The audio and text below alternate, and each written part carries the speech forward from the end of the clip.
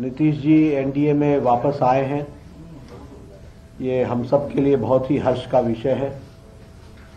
और हम यह भी मानते हैं कि ये जो हमें बिहार ने मैंडेट दिया था,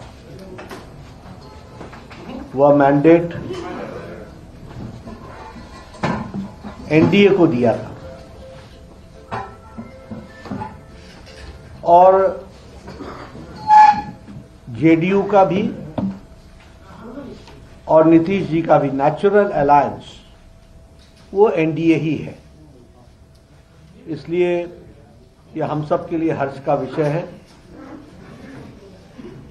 कि उनका वापस आना ये बिहार के लिए और एनडीए के माध्यम से बिहार के विकास के लिए ये एक सुखद समाचार भी है और हम सब के लिए हर्ष का विषय है। यह भी ऑन रिकॉर्ड है कि जब जब एनडीए की सरकार आई है तब बिहार में स्टेबिलिटी और विकास की गति ने नई छलांग लगाई है।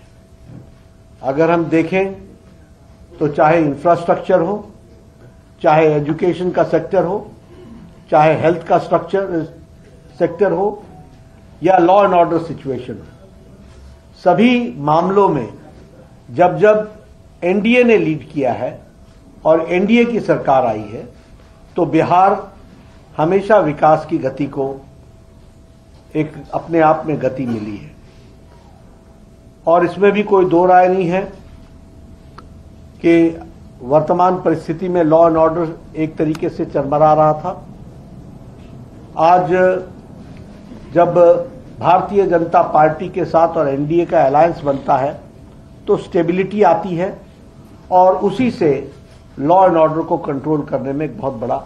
एक अहम भूमिका भी रहती है। प्रधानमंत्री मोदी जी के नेतृत्व में अब ये डबल इंजन की सरकार में उन्होंने जो निश्चय लिया है उसके बहुत ही अच्छे प्रमाण और अच्छे प्रभाव बिहार के दृष्टि से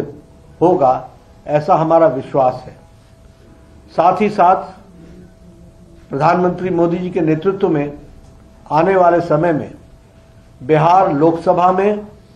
स्वीप करेगा और एनडीए स्वीप करेगा और विधानसभा के चुनाव में भी एनडीए की सरकार बनना निश्चित रहेगा, ये हम महसूस करते हैं। जहां तक इंडिया अलायंस का सवाल है, हम पहले भी मानते थे कि यह अनहोली अलायंस, यह अनसाइंटिफिक अलायंस,